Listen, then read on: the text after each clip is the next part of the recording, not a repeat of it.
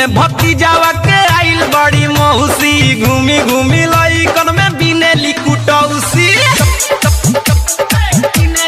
आए हाय होली में भतीजावा के आइल बड़ी मौसी घूमी घूमी लइकन में बिनेली कुटौसी।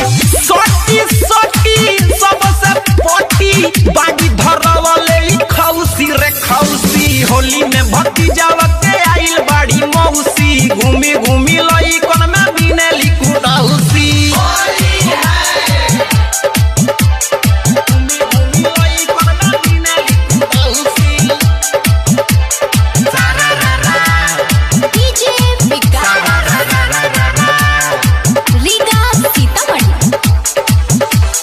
चाहे डॉक्टर होके चाहे कंपाउडर रंग छोड़ी रगड़े ले चिसिन पाउडर।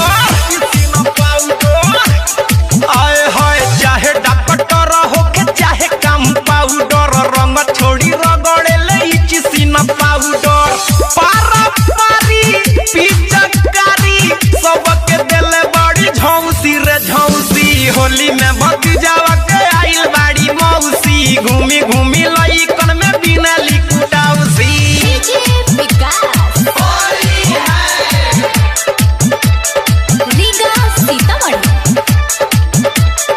आप सुन रहे हैं अमित पटेल की आवाज में।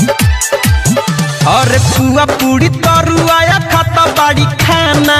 होली में अमितावा के सुन तारी गाना।